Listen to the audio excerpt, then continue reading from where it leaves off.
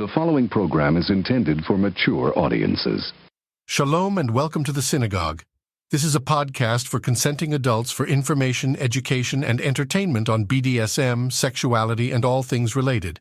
If you're not a legal, enthusiastically consenting adult, then pick up the needle, press pause, or turn the radio off. For those who remain, now might be a good time to switch to your headphones.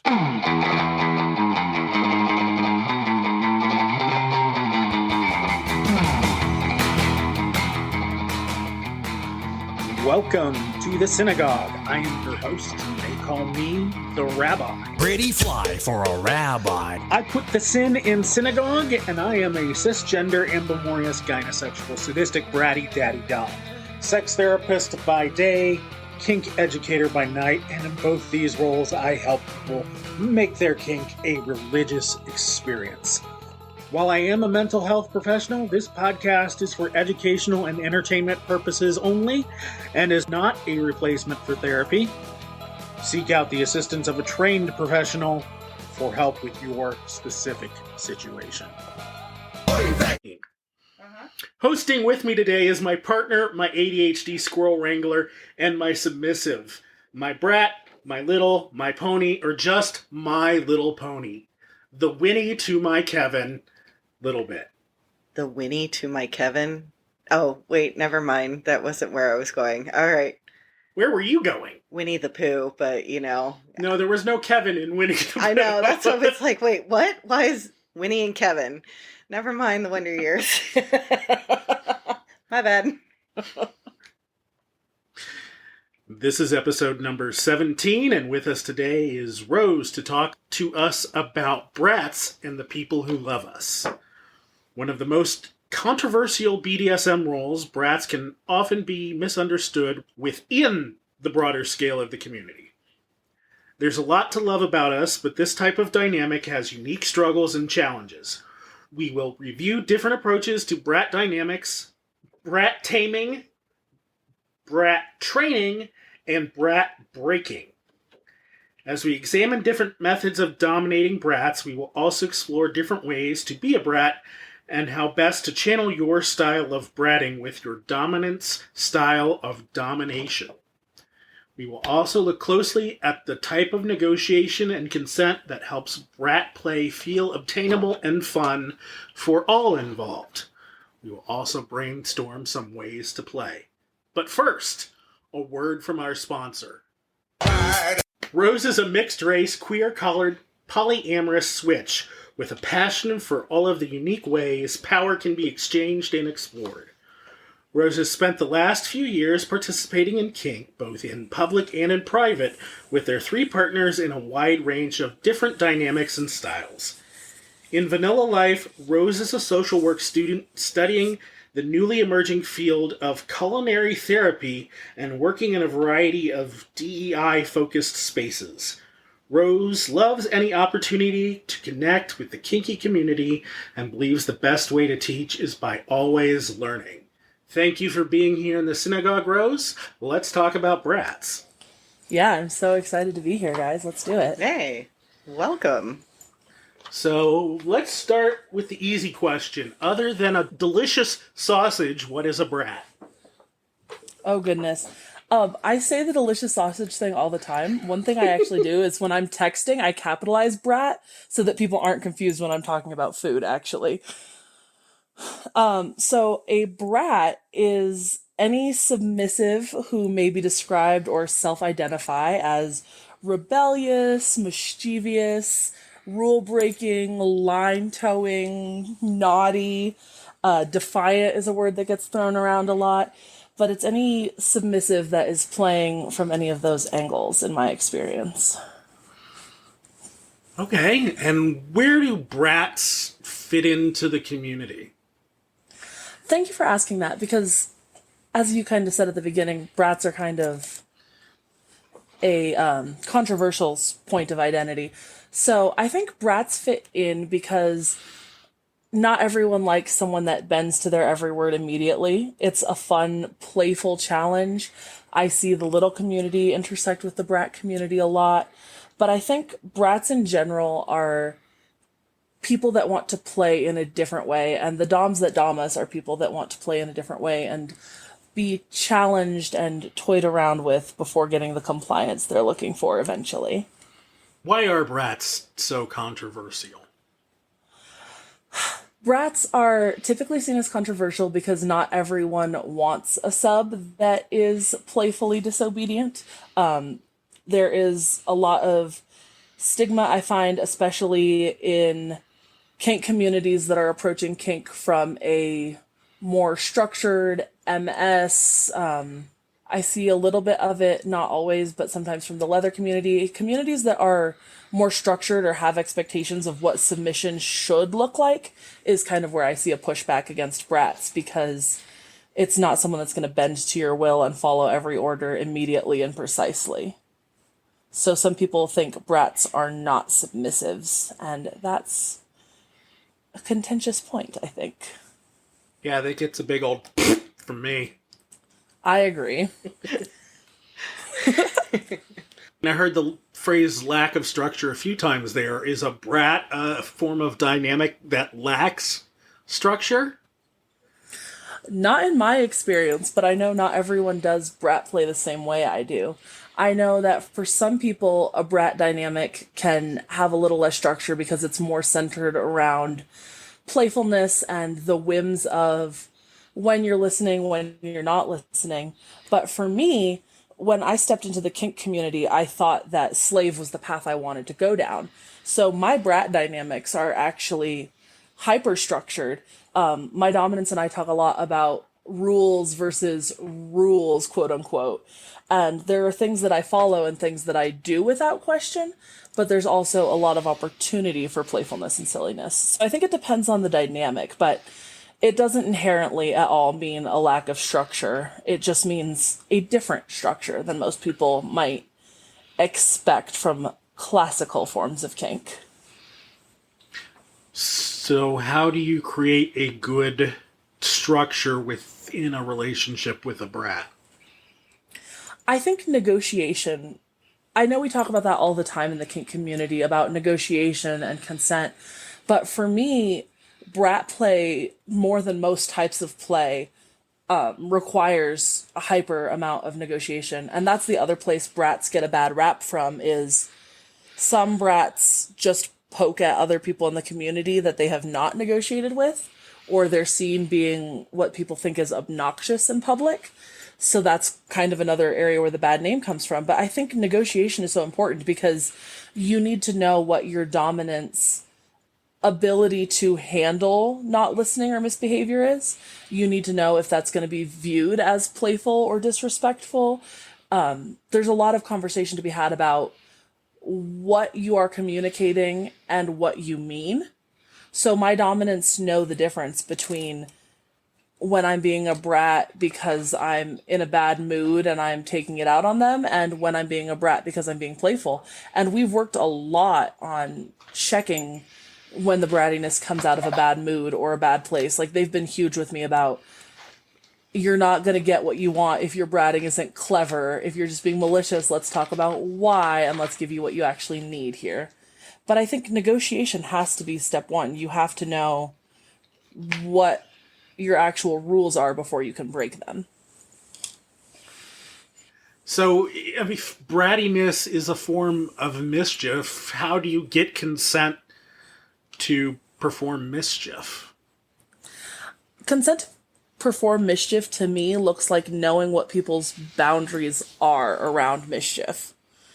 Like, an example that comes to mind is switching out shampoo for lotion, like putting something in their shampoo bottle that's not shampoo. I have one dominant that would be okay with that, and one dominant that is very protective of his long, precious red hair, and if I did anything to his soap, he would probably not be as pleased or find it as silly. So I think it's, what does your partner find fun and silly to play with, and what do they not? And within the realm of what they find funny, what are the ways you can provoke mischief there? How do you make sure you are a brat and not just a jerk? That is I teach a class on this topic, Brats and the People Who Love Us. And that's something I talk about because I teach that class primarily from a series of mistakes I've made. As I said, when I stepped into the community, I thought I wanted to be a slave, but I discovered brat play pretty early on, and I was super fascinated by it. But I was fascinated by it before I had all of the language for these negotiations and for not poking at community members that are not ready for it. And I had a lot of kinky friends be on the wrong end of my actions. And that's where, again, that negotiation is so critical to what's appropriate and what's not, and how you interact with people. Well, and I would also, I mean, it definitely sounds like there's a fine line of, you know, who you might get close to that you can brat with, versus, you know, just some random soul on the street that you try to be a brat to and they look at you and like, no, you're just a jerk. You know, Absolutely. that. 100% that. I think we have a strong sense within community of like, when you go to a munch, you don't disturb the vanilla space you're in. Mm-hmm. And with brats, it's kind of the same thing, but you think about it even in kink space. You don't want to be obtrusive to the other things happening around you. See that. And at the same time, it also is most brats also seem to enjoy, yes, we're going to be silly and kind of structurally unstructured with that, but we want people to join in on the fun, not necessarily like alienate people. Exactly. I know a lot of brats, and I'm definitely a brat that likes playing with other people when it can be playful and when it can be fun. And finding like that line of who in the community that you interact with is gonna be the person that finds that funny, and who in the community is going to be very serious and structured, and knowing, it's a lot of knowing who's around you and having those conversations with those who are around you often. Sure. I love to hear that you based your brat class on all the mistakes you made. Yep. There's a quote from Midori that I absolutely love. It says, "Best practices are made by those who have fucked up a lot." And Yes. I have a class I teach on scene negotiation, and it's everything I've ever screwed up in a negotiation, whether it was oopsie or big screw up, everything in between. I love that. I think there needs to be, I think classes taught from that perspective are so important. Devin Stone talks about us being a community of peers teaching peers, and vetting your educators, and the importance of, just because I'm featured at a con or on a podcast does not mean I am safe or ethical. It just means these producers thought I was the right fit for this. So I think having more people and more educators openly own their mistakes creates a safer environment for education for everyone too. And that's a really big focus of mine in that class as well. So why do you want to be a brat? I'm so glad you asked, because that's one of my favorite. I do a really long, more dramatic, structured introduction at the beginning of this class. And one of the things I say in it is that bratting requires me to be confident, because if I doubt myself, I can't stay ahead of the shenanigans I'm causing. And the other thing I talk about is bratting is super healthy for me, because it lets me see that no matter how hard I try, no matter how hard I work to do something, if the other person doesn't want it to work out for me, especially my dominant partner, it's not going to work. And that's kind of a lesson I need to keep learning in life, is that sometimes your best effort isn't going to work for whatever reason, and that's okay. And kink for me has been really instrumental in hammering home some of the life lessons that life doesn't. So a lot of the reasons I brat can kind of reflect in like who and how I am in vanilla life and moving through the world. I need to see that it's okay that I'm not going to win. I need to see that it's okay to be silly. I need to see that I have to hold myself with confidence. And that's a lot of what brat play does for me. When I saw you present this class, there was something you said that I wrote down. you said, no matter what I do, I'm not going to get what I want. Explore that. Yeah. I think, again, that's just one of the important life lessons for me that I take out of it. At the end of the day, I am still a submissive. At the end of the day, I have two wonderful dominants who, in different ways, bend me to their will in a variety of different circumstances. And it's really useful for me to see that someone else's desires, whims, and will can come above mine no matter what I did to have the opposite happen. So it applies not just in your dynamics, but out in the real world as well? I definitely think so, because I think I grew up a theater kid, and one of the reasons that experience was so useful for me is because you prep as much as you want and as hard as you can for an audition, but if you're not the right fit for the cast, you're not going to get the role. And so I thought that was a lesson I had already learned, but I am currently a grad school student. I currently work in a lot of DEI spaces, and I'm still someone that passes a lot of judgment on myself when I miss out on opportunities that I think I've earned, or that I think I deserve, or that I think I'm the most qualified for. And sometimes it's nothing you've done. And I think brat play is a really valuable space for me to ground myself in the idea that it's nothing you've done. You've done your best, and also their will is still set before yours. The will of whatever higher power, the will of fate, the whims of destiny, whatever you call it, it's still going to come above all of the preparation that you do. What is meant for you is for you. What is not is not. So it's definitely something that bleeds into my vanilla life. Who likes to play with brats? Who likes to be in relationships with brats? I tell my doms a lot that they must be more masochistic than they're willing to admit. Because I think a lot of the people that want to play with brats are people that either want their power tested for whatever reason. They want to see that they can have power and take power over something that seems less controllable.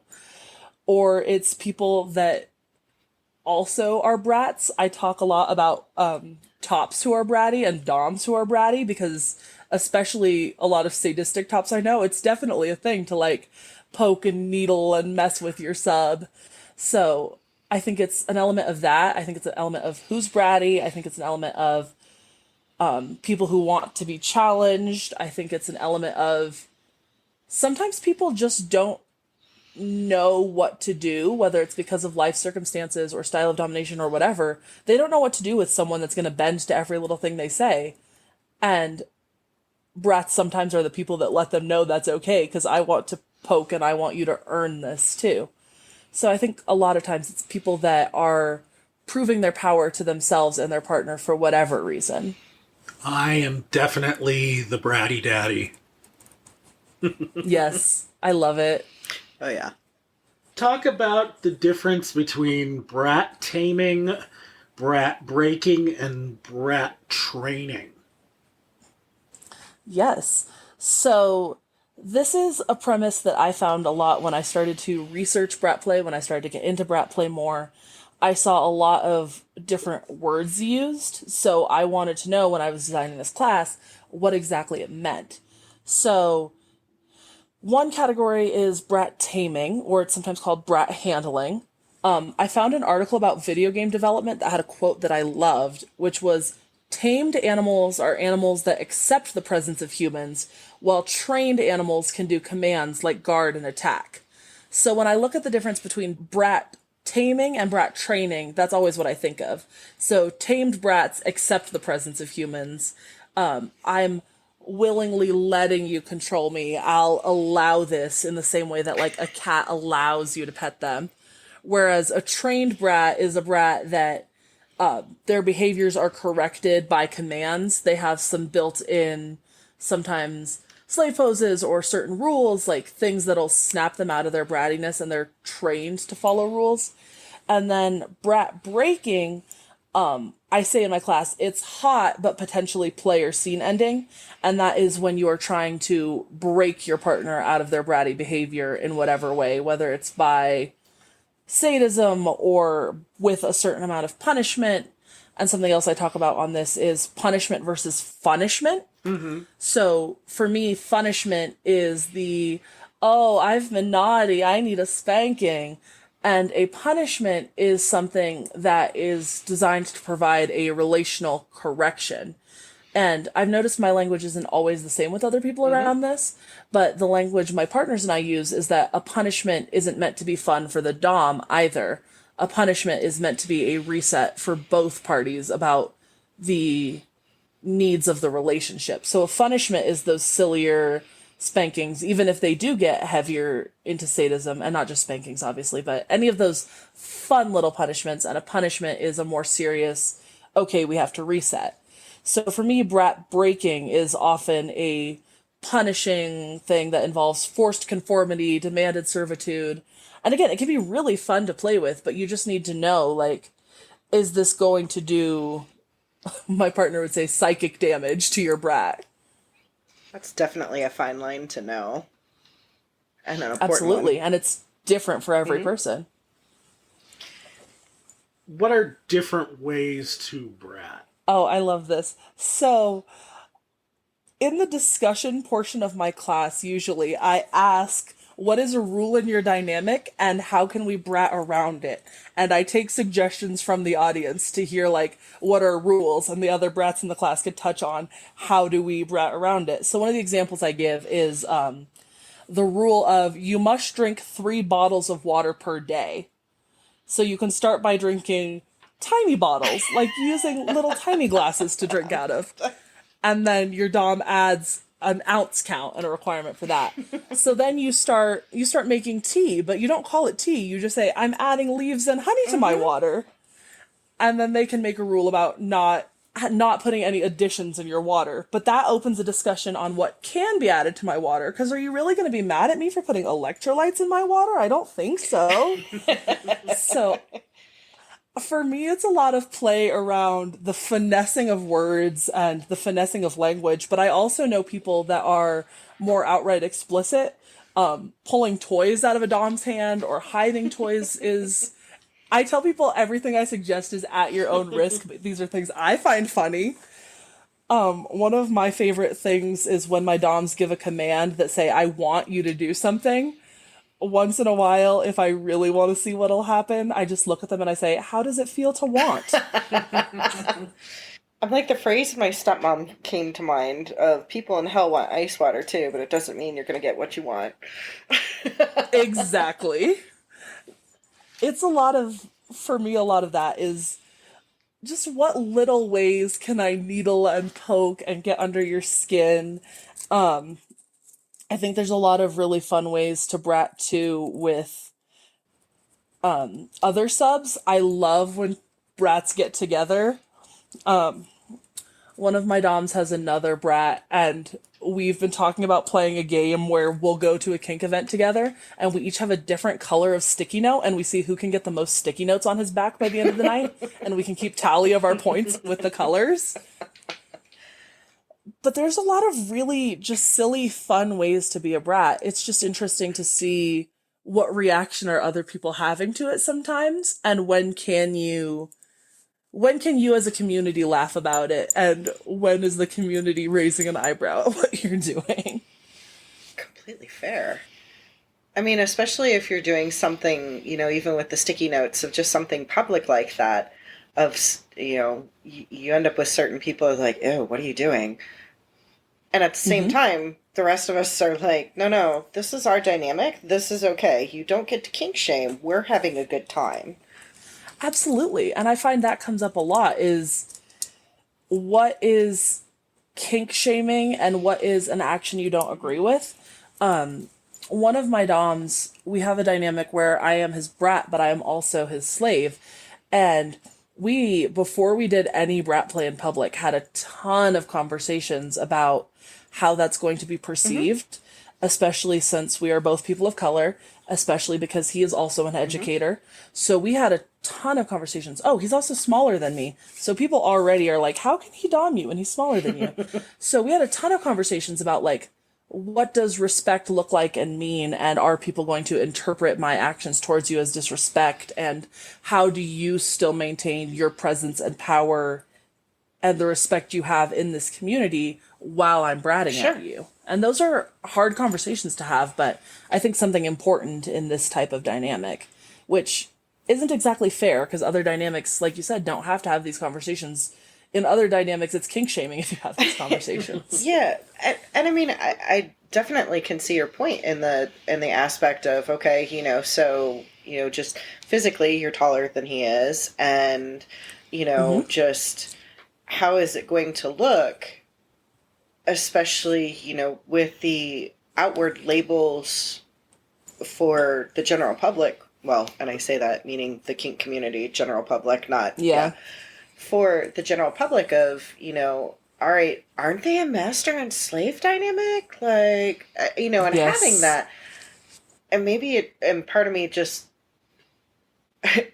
also just kind of thinks that there are some people who take certain things too seriously in the aspect of, yes, they might be master and slave. However, what works for them and fits for them to promote that is nobody's business but theirs. And, even with that, there is, I am sure, because even with bratting in a master-slave dynamic, I am sure that there is going to be for him and you either a look, a phrase, a touch, something that reels in the brattiness to show, no, he still has control, and yes, you still respect him, and all of that. Absolutely. And I think people aren't mindful of something or even think about that in a lot of different aspects. It's interesting that you mentioned that because we've been together, my master and I have been together for 7.5 years, 8 years now? Yeah. So we have a ton of built-in protocols and structures and little things like that.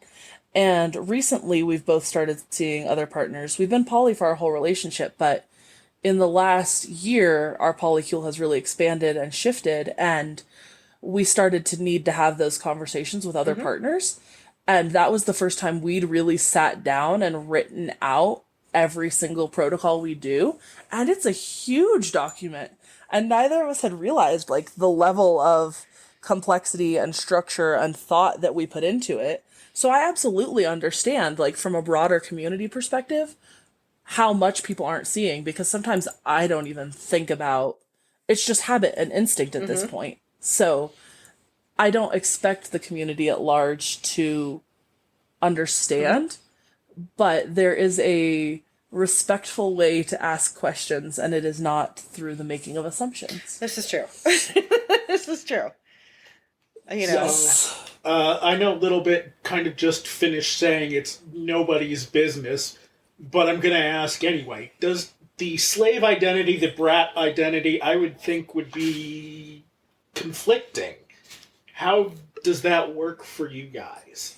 So we balance it a lot of different ways. One of the ways we balance it is he will let me know day to day based on what our schedule is, how much time we have together, etc. If he's looking for a more high protocol or a less high protocol day. It also serves really well to let me know what his capacity is for my bratting on any given day.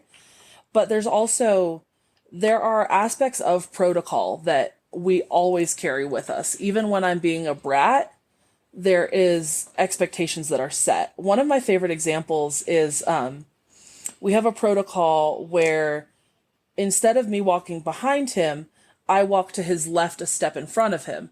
And this is twofold.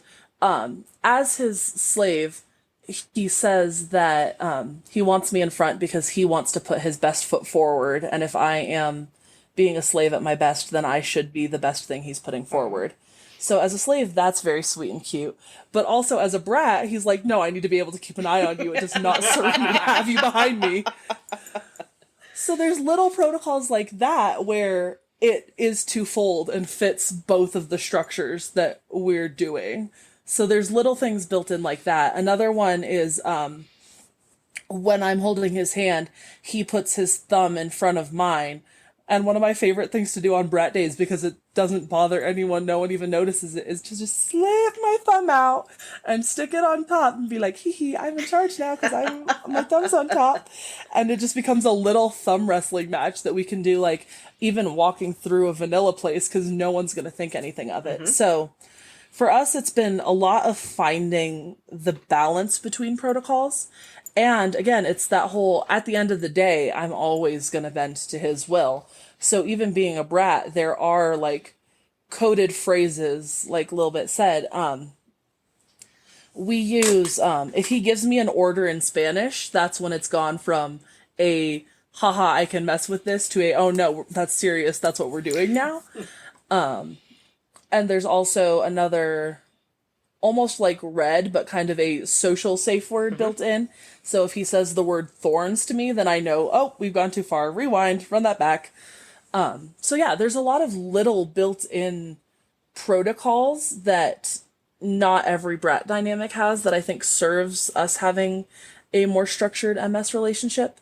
And the other thing we like to tell people, because we identify as being in a 24/7 relationship, and people have a lot of questions about how that works when we both have full-time schedules and I'm a full-time student. And the way we explain it to people is, no matter what I'm doing, no matter how in charge of myself or my life I appear to be, at the end of the day, I walk through the world for him. Which makes utter sense. Like, complete sense.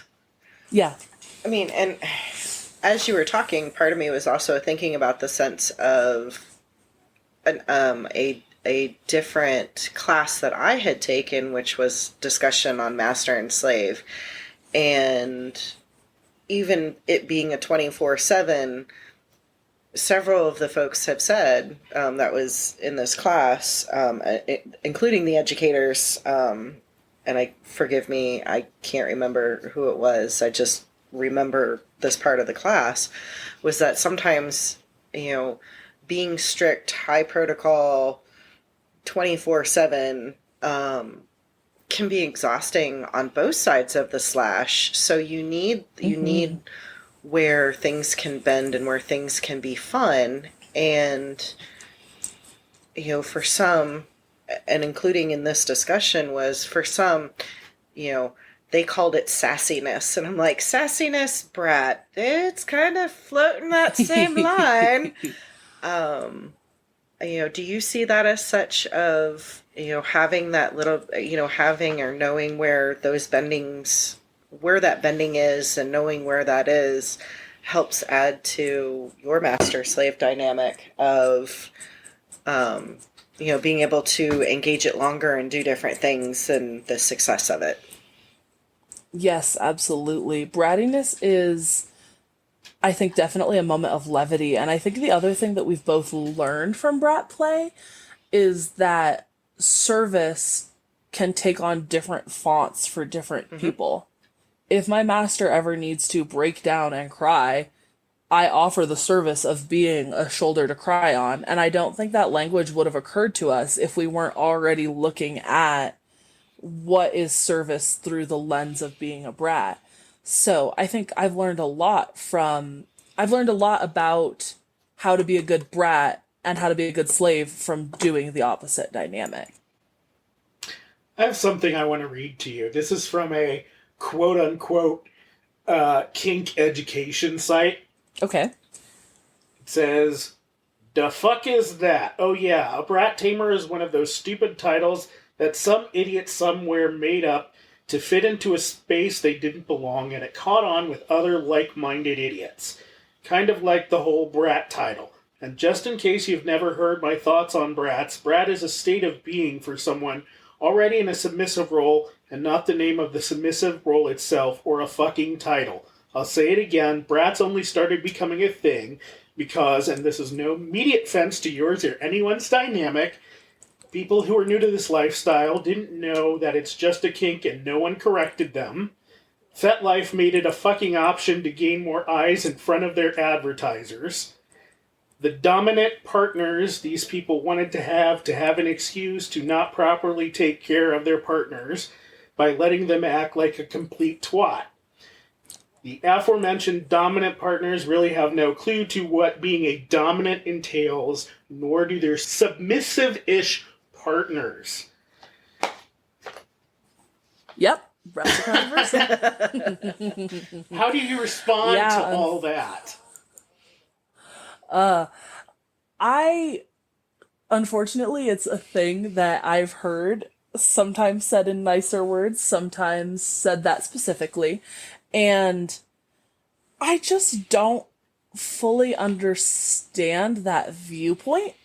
I think if you're talking about titles and identities, and you're going to say that brats are not a real title and identity, it calls into question what that person views as an actual title or an actual identity. Like, is master and slave the only way you believe that kink can be done? Or do you believe that littles or pets or any of those other, like, all of the different FetLife identities that exist now, at, like, where and when do we draw the line, and who gets to decide? And that's always what I come back to, is who gets to decide. Something I try to be really cognizant of is kink is an intergenerational community. And there are a lot of people that have a lot of different reasons for having the opinions that they have. And I've gotten to learn a lot about that in my time in the community. So I have a lot more patience for that thought process than I used to. But I also just wonder, if you're going to start policing my identity, where and when do you draw the line at policing other people's? And for me, that means you're probably a less safe person in this community than I am for identifying the way I am. Like, what is the worst that can happen? If I brat, people see a possibility that they didn't know before bottled to them. But with someone who is sitting in community policing other people's identities, where and when do we draw the line, and who decides what is or isn't an appropriate dynamic? So I don't really fuss about it anymore until it is a event producer or someone like that who doesn't want me in their space because of the way I play. And then you've given me information about where I am safe or not safe to be in this community. So it's less contentious for me than it used to feel, but I also worry about what that viewpoint implies for their view of the community as a whole. I always say, in response to something like that, if you don't like gay marriage, don't get gay married. And then, and then they try to tell me we're not talking about sexual orientation. I'm like, okay, you're just not getting it. If it's not for you, don't do it. If you don't like brats, then don't play with them, don't be in a relationship with them, and go on your own happy way. Absolutely. So I'm going to throw at you some more misconceptions, and I want to hear how you respond to that. I would love to. Bratting is topping from bottom, and that's bad. I have had a lot of conversations about that, and it is absolutely a mistake that is on the list of mistakes I made early in my dynamic. And this is something that actually became a huge point of contention before my master was identifying as my master. Because the idea that I was in control of the dynamic was something that led to him questioning his power, which was not fun for me, was not something either of us wanted, was not a form of bratting, but suddenly became a relationship issue because of that language. So when I think about it, I often think about that situation, but bratting is still a form of kink. If you are a sub and you are being bratty, at the end of the day, you're still the sub. If you are a bratty dom, you're still the dom. Bratting doesn't change where you align in kink. So for me, when I hear the idea that bratting is topping from the bottom, I say, have you had conversations about your power structure and how you both want power to look in the dynamic and be exchanged or shared or whatever your authority transferred, whatever dynamic words you're using. Have you had that conversation? Because if your brat thinks they are topping from the bottom, have they explored if they want to be a dom, or is this just a higher level of bratting and they are not using the terms that would be ideal? Next misconception. Brats need to have brattiness broken. Oh, we're coming back to brat breaking. No. Some people, yes, some people want brats to not be bratty anymore. That's a fully valid form of play, dynamic, authority transfer. If someone wants to break a brat and that brat wants to be broken, fantastic. Consent to that. Love that for you.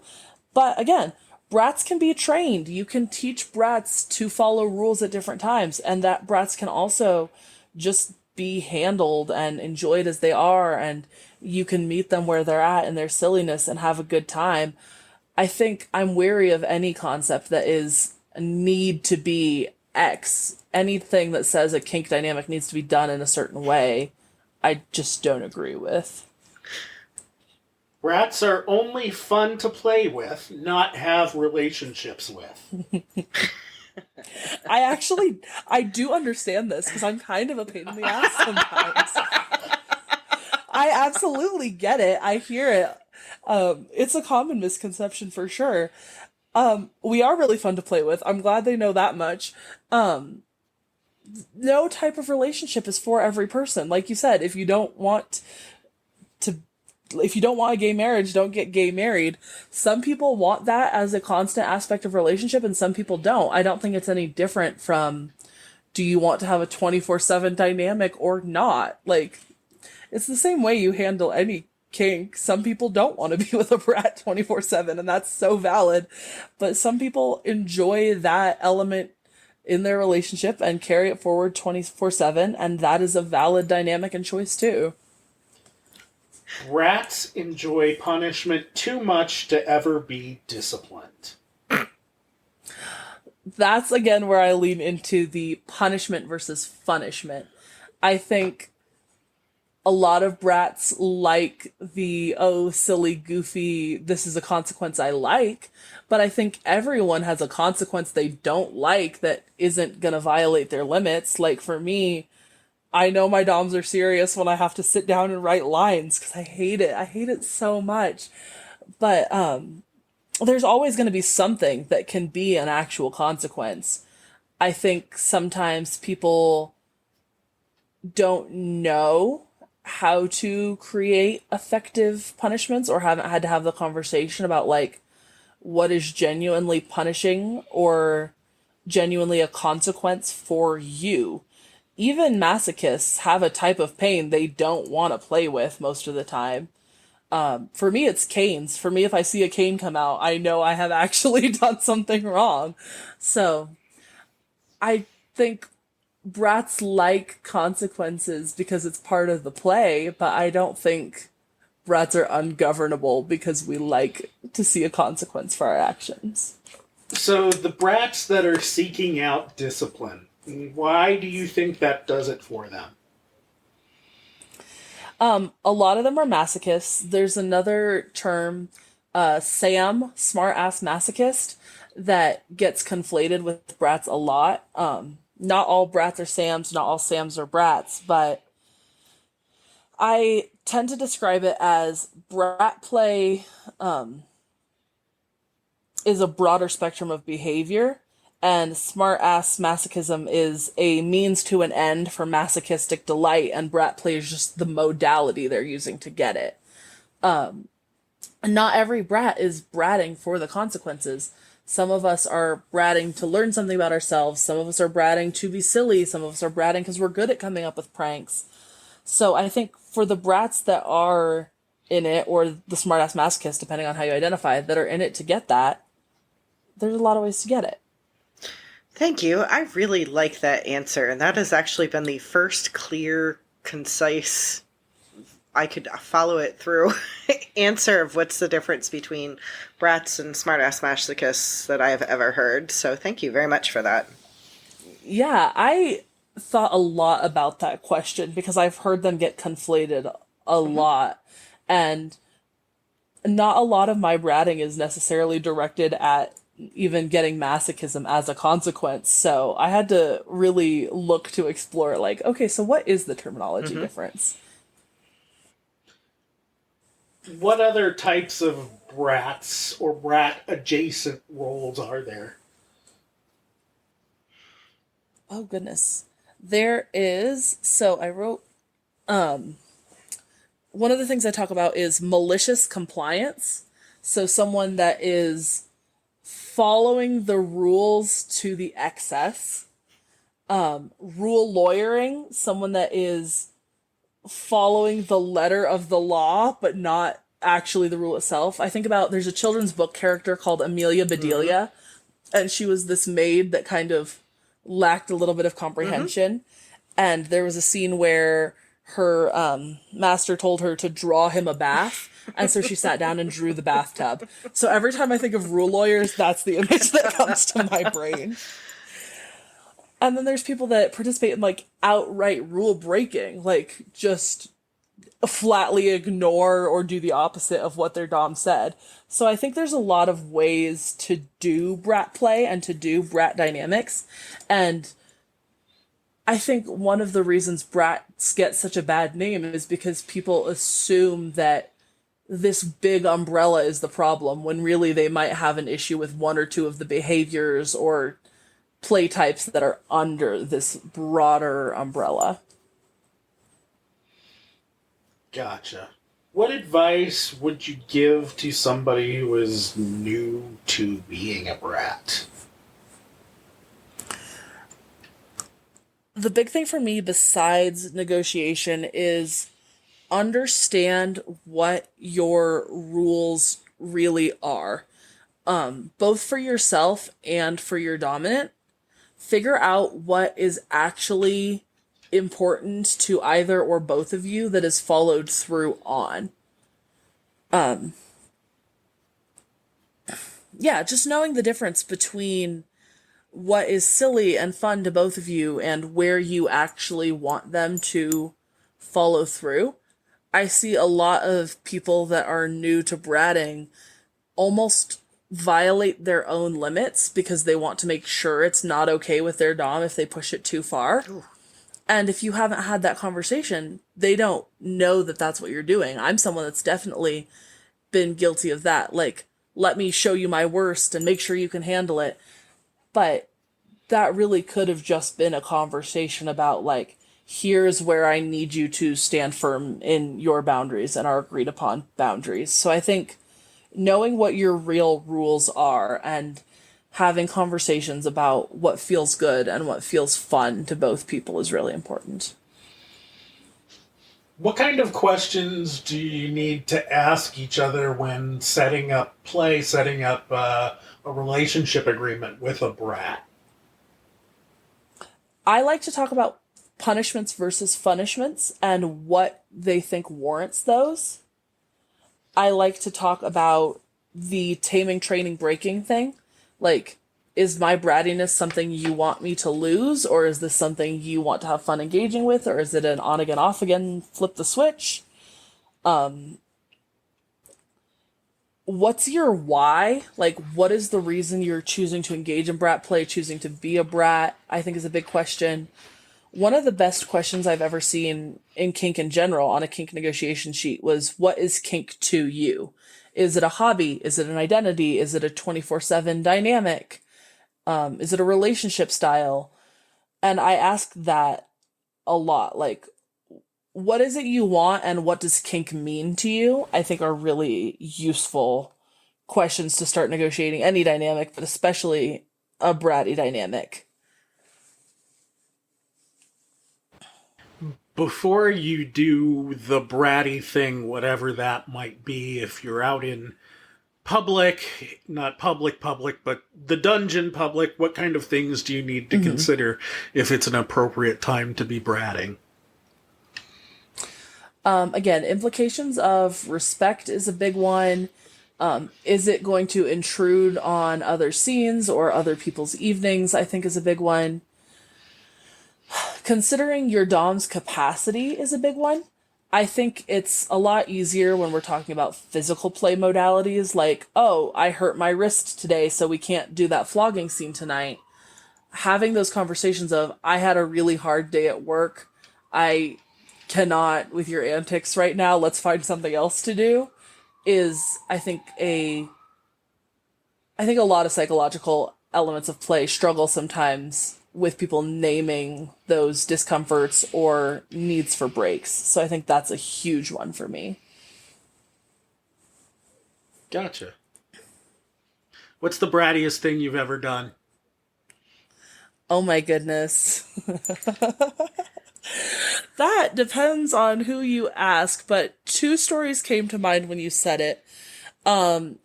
One is one that ended well, and one is one that ended badly. The one that ended well was my master and I have a very set structure of how we do tea service, and we do a very elaborate tea ritual with the way I make tea and the way I present the tea and all of that. And one day I made 2 cups of tea, and I sugared and prepared one correctly, and I put the correct amount of salt in the other one. And I recorded a video. I recorded a video of, he thought I was filming our tea service, but I recorded a video of me bringing him a cup of salted tea. That was really fun. And I had the other tea ready, because again, I am still a slave. And also I am a brat with self-preservation instincts. So the other cup of tea was still ready. That's a very important thing to know. Like, do you have self-preservation as a brat or not really? And we're just going to wing it and see, do I go down into, dumpster fire flames type thing? Like, am I really ready to accept the consequences of my actions? Completely fair. For sure. The other one that did not go over so well, I had a couple of friends that were navigating the creation of their dynamic, and they had kind of agreed on a daddy princess style dynamic, and she is firmly not a brat. She is one of the most prim and proper little princesses I know. But I have some photo manipulation skills, so I sent her some texts, and I cropped and edited the texts and the answers to make it look like she was considering a really big bratty ploy at an event we were all going to that weekend. And I almost ended their dynamic before it started, because that was not something they had negotiated. So when he saw the screenshot of the supposed text conversation, it was almost a huge problem, because that was not something they had negotiated. So yeah, things go really well and things go really badly. And again, what are rules? What are other people's boundaries? When are you interfering in other people's spaces?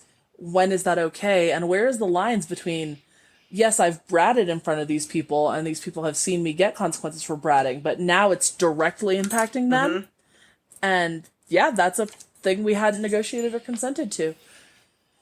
So that was a lot of heavy conversations, not just with my dom, but also with community friends. And I think that's really important to know and to have too. But yeah, 2 of the biggest bratty things I've done, pros and cons. It's good to know both. Definitely. Well, and from just your in speaking and sharing with your story, experience, the rectifying of your actions. Lots of conversation when bratting has gone too far. Mm-hmm. I know that there are some people who don't, but you sound, and so it sounds as if it was a very big thing and important for you, not just as an individual, but as a community member, to be like, okay, I screwed up, but how do I fix this? And make the amends. Yeah. And making amends, and also holding space to acknowledge that you fucked up and know that, like, you made a mistake, and how do we collectively move mm-hmm. forward. I think, like you said, it is not just a lesson as a person, but a lesson as a community member. I took a lot of my knowledge about how to share space and be a good public brat from that event, and just figuring out what does it mean to make amends beyond just even getting a punishment mm-hmm. is something that came out of that situation too. So it was a really valuable experience for everyone involved. Obviously, I wish I hadn't played out the way Sure. it did, but it's so important as a skill set. And if people can learn from other people's mistakes without having to do it themselves, even better. But of course. Sure. Well, thank you.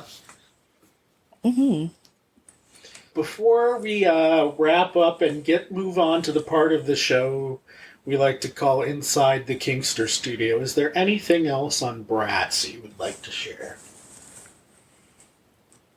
I think we've touched on all of my big points, but I will say, if there are any brats listening that want to share or exchange ideas, my fet is his purple rose, and I love to talk to other brats, and I love to scheme, and I love to daydream, and I love to think of ideas. So if you want to reach out about having this class taught at a space near you, or just talk about bratty ideas, I'm always so happy to share space with other brats, because teaching this class is one of the only times that I really get to be in a space with a lot of brats. So I'm delighted when I can build more bratty connections, because I think community-specific events are so valuable, and I see events for pets, and I see events for littles, but brats don't often get their own space. So anytime I can create bratty connections, I love that. So please reach out, please make connections with brats, please find your brat community, because it is something that's valuable and helpful and insightful.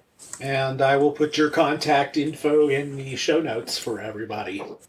Yay. Thank you so much. All right, moving on to the part of the show that we like to get to know you just a little bit better in our own fun, unique way, called Inside the Kinkster Studio. Are you game? I'm ready. What's your favorite toy in your toy bag? Ooh. See, it varies based on partners. When I'm playing with my sub, we have a metal grill brush, and my sub likes a little bit of blood play, so that's really, really fun with them. I have a, what's the word I'm trying to use? Flogger, there we go. A leather rose flogger that I love using with my master, and it fits the name and the branding, so that's fun and cute. And then with my other dominant, we do a lot of cigarette and ashtray play, and he makes me carry the cigarettes around as part of my service. So with each of them, it's kind of a different experience. Very cool. Thank you. What is the worst fashion decision you've ever made? Oh my gosh. I know exactly what it is, too, because I saw the picture the other day. I identify as non-binary and pronoun neutral, and when I was exploring what being non-binary meant to me and started mixing, I am assigned female at birth, so when I started mixing quote-unquote male clothes into my repertoire, I made a lot of really strong and wrong decisions. And one of my favorites is there's a picture of me in black and white checkered shorts, but they're like sweat shorts, and black and white suspenders, and a red button-up that I just inexplicably decided went together, and sweats and button-ups don't go together, and they don't need suspenders added either. Are you auditioning for a ska band? I don't know what I was going through, actually, but there is, in fact, a picture of it, and I wish there was.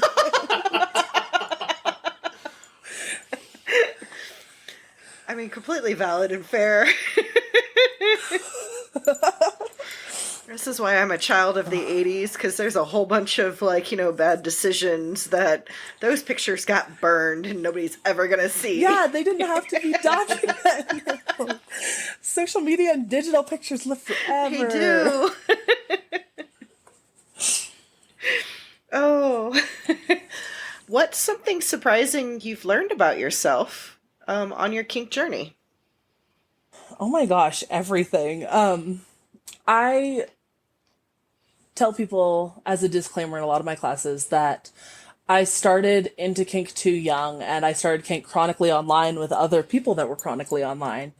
And my whole journey and evolution in the kink community has shocked me, because I didn't ever think it would become such a thing in my life. I thought it was just a silly, goofy thing me and my friends did because we were pent-up teenagers. And now I am on a podcast, and there was a month where I taught a class every weekend, and I have a mentorship with a wonderful human being, and there's so much of my life now that revolves around this aspect of my identity that I didn't even know would exist.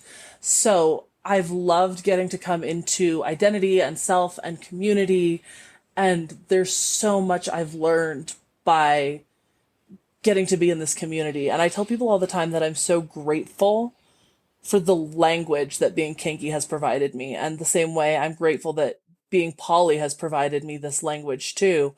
I just have a whole different set of words to describe my emotions and life experiences and identities that vanilla people don't get to have. And that's such a blessing. Mm-hmm. If you had to eat a crayon, what color are you eating and why? Ooh. Okay, this is funny because I have a conversation in my family a lot about what color looks the most lickable and what looks the least lickable. This came up one year when we were decorating Christmas cookies, and we talk about it often still. Goodness. I think probably, like, it's a discontinued crayon, but the golden dandelion one looks relatively safe. I think others kind of flag like poisonous plants and poisonous flowers.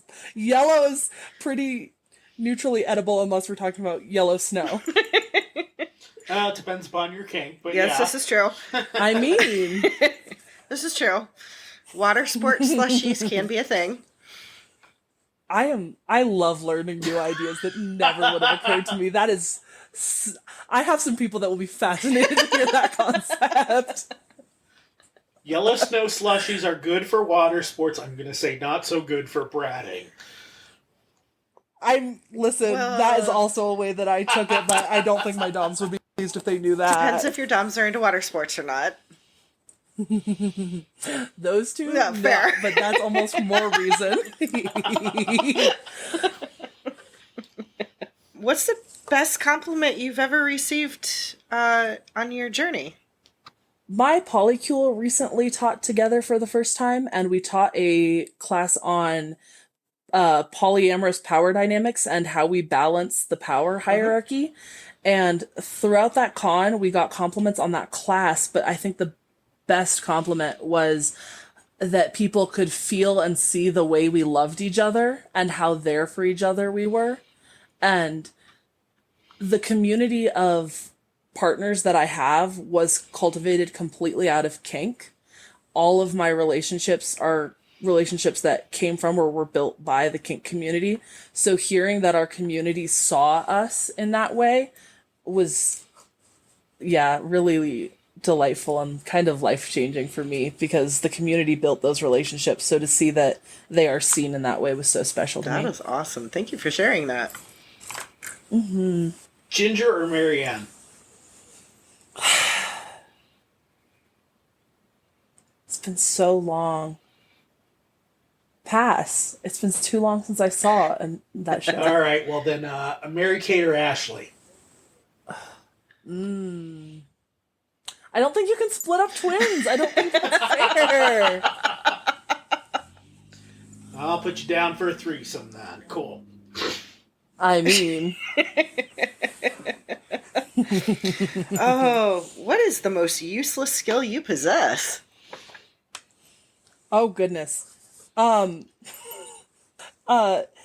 As a child, my parents signed me up for a ton of different random free classes at the rec center to keep me entertained.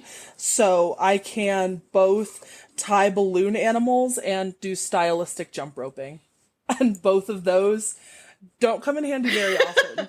In the kink community, balloon animals actually did come up as useful because I have met clown players and that's become useful. But for a long time, stylized jump roping and balloon animals were the most random, unnecessary skills in my repertoire. I mean, at most kink events, they have the buckets of condoms. I could see how the balloon animals could come in handy there. Oh, that'd be fun. Okay, there's more bratting to be unpacked there, too. Now I'm just getting all kinds of ideas. Like, who wants a balloon animal made out of a condom? I mean, all of us would. Yeah. Yeah, that would be so fun. Careful, they're slick, full of lube. Hey, this poodle is ribbed for my pleasure. Oh my god. No. Condoms are actually pretty hard. I think condoms are harder to pop than the stupid balloons you use for balloon animals. I would hope so. Not a bad idea, actually. Starting tomorrow, your nipples are going to taste like Doritos. Classical nacho cheese or Cool Ranch? For my own preference, Cool Ranch. But that would be a question for my doms. Maybe one of each would be compatible. Final 2 questions. Final 2? Yeah. All right. Let's do What's it. your favorite curse word? I think probably fuck, just because it has a lot of utility. There's so many different situations where what the fuck, why the fuck, how the fuck, and so many different tones where it applies. I like a multi-purpose word. Yes. All right, and then my favorite question to ask: if you had to have sex with one Muppet, which Muppet would it be and why? I think my landing was on animal. Just I like the potential of primal play that comes out there, and he's already on a chain, which is pretty cool. One of the funniest sentences I've ever heard my master say is, "I know Gonzo would treat me right." Actually, knowing somebody whose name is Gonzo, I'm going to go with yes. Gonzo is always really good too, Camilla. Well, yeah. Yeah. Well, thank you for being here on the Synagogue. You've been a great guest talking to us today about brats. For our listeners, upcoming Synagogue in-person and virtual classes on Bratty Daddy's Electric Mayhem and something else that I can't think of right now. Coming up, check our website for all the details. But that's it. That's our show. Say goodnight, little bit. Good night, little bit.